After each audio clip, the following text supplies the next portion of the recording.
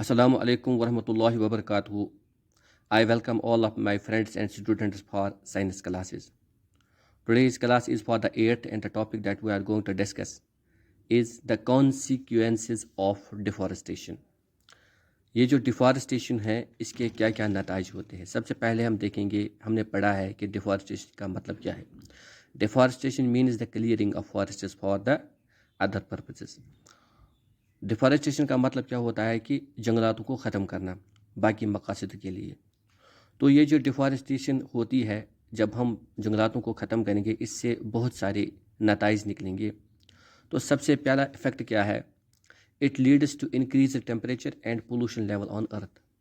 जब हम जंगलातों को ख़त्म करेंगे इससे जो हमारी ज़मीन है इसमें टेम्परेचर बढ़ जाएगा और जो पोल्यूशन लेवल है ये भी बढ़ जाएगी, क्योंकि ये जो प्लांट्स होते हैं ये कार्बन डाइऑक्साइड को एब्जॉर्ब करते हैं। ये जो कार्बन डाइऑक्साइड होता है ये एक पोल्यूटेंट गैस है। जब इसकी कंसंट्रेशन ज़्यादा होगी तो इसकी एक प्रॉपर्टी है कार्बन की, ये सनलाइट को एब्जॉर्ब करता है। जब ये टेम्परेचर, जब ये कार्बन डाइऑक्साइड बढ़ जाता है तो सीधे तरीके से ये ज़्यादा से ज़्यादा हीट को एब्जॉर्ब करेगा। उससे जो हमारा मीन टेम्परेचर हमारी अर्थ का जो है वो बढ़ जाएगा, वो 2-3 सेंटीग्रेड बढ़ जाएगा, जिसकी वजह से यहाँ पे ग्लोबल वार्मिंग हो जाएगी अर्थ में। इसी वजह से इसी वजह से अगर इसकी कार्बन डाइऑक्साइड की कंसंट्रेशन बढ़ जाएगी, इससे पोल्यूशन भी बढ़ जाएगा। तो जब हम डिफॉरेस्टेशन करेंगे इससे यही नतीजा होगा कि टेम्परेचर भी बढ़ जाएगा और जो पोल्यूशन लेवल है वो भी बढ़ जाएगा, क्योंकि जब जंगलात ही नहीं रहेंगे तो ये प्लांट्स कैसे इस कार्बन डाइऑक्साइड को एब्जॉर्व कर पाएंगे। नंबर दूसरा जो इफ़ेक्ट है इसका, it leads to the decrease in the rainfall and fertility of the soil.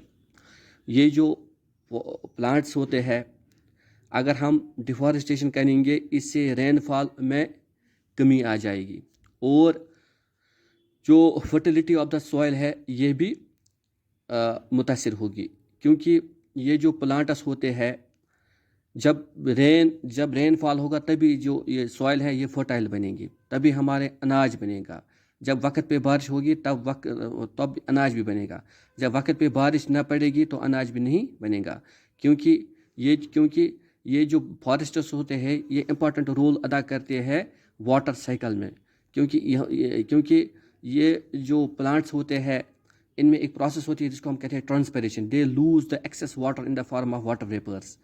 तो जब ये वाटर वेपर्स हवा में जाते हैं तो वहाँ पे बादल बन जाते हैं। इसी तरह से जो समंदर में वहाँ से इवापोरेशन होती है तो वो भी वाटर वेपर्स हवा में जाते हैं, फिर वहाँ से बादल बनते हैं, फिर वहाँ से रेनफॉल होता है। तो जब ये फॉरेस्ट नहीं रहेंगे तो इससे इफ़ेक्ट, ये जो रेनफॉल है इसमें इफ़ेक्ट आ जाएगा और सॉइल जो फर्टिलिटी है इसमें भी इफ़ेक्ट आ रहा है, क्योंकि जब बारिश नहीं पड़ेगी तो ज़मीन बंजर बन जाएगी। तो इसकी वजह से जो सॉइल फर्टिलिटी है इस पर भी असर पड़ेगा।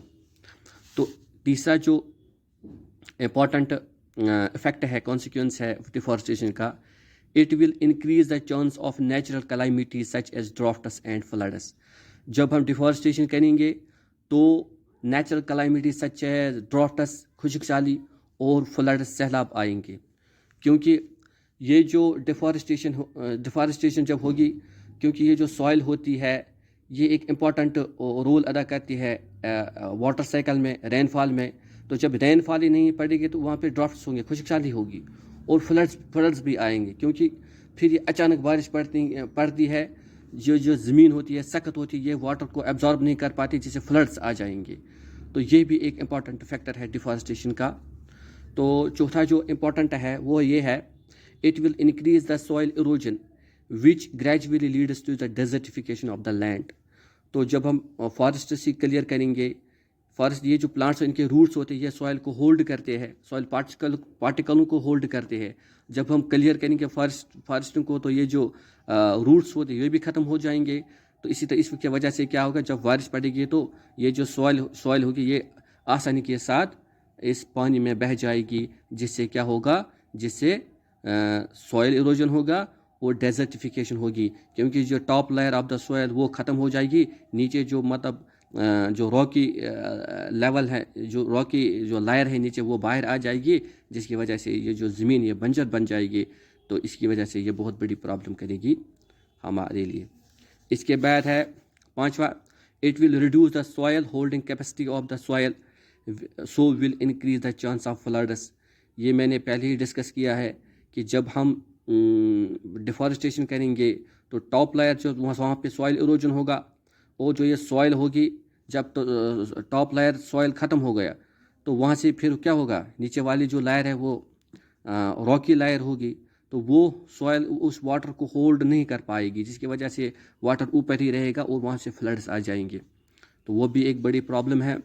इसके बाद है it will change the properties of the soil such as nutrient content and texture because of deforestation. तो डिफॉरेस्टेशन की वजह से जो न्यूट्रेंट सॉइल में होते, क्योंकि जो टॉप लेयर ख़त्म होगा तो वहाँ पे जो न्यूट्रेंट्स वो भी ख़त्म हो जाएंगी फ्लड से, और इसका जो टेक्सचर, इसकी जो टेक्सचर होता है कि सॉइल का अपना मतलब फर्टिलिटी है, इसका अपना टेक्सचर होता है, कलर होता है, इसका एक केमिकल नेचर होता है, वो भी ख़त्म हो जाएगा बिकॉज ऑफ डिफॉरेस्टेशन की वजह से। इसके बाद है it will also affect the water cycle and the climatic conditions of an area. तो जब ये वाटर साइकिल को इफेक्ट करेगा, इसकी वजह से जो क्लाइमेट होगा उस एरिया का वो भी ऑल्टर हो जाएगा। तो ये इंपॉर्टेंट फैक्टर्स थे, कॉन्सिक्वेंसेस थे डिफॉरेस्टेशन के। I hope you have understood. Let us read it again. तो there are different consequences of deforestation, such as it leads to increased temperature and the pollution level on the earth, number one. Number second, it leads to decrease in the rainfall and the fertility of soil. Number third, it will increase the chance of natural calamities such as droughts and floods. Number fourth, it will increase soil erosion, which gradually leads to the deforestation, desertification of land. Number fifth is it will reduce the soil holding capacity of soil. It will increase the chance of floods. It will change the properties of soil such as nutrient content and texture because of deforestation. It will also affect the water cycle and climatic condition of an area. So these are the important consequences of deforestation. Hope you have understood it.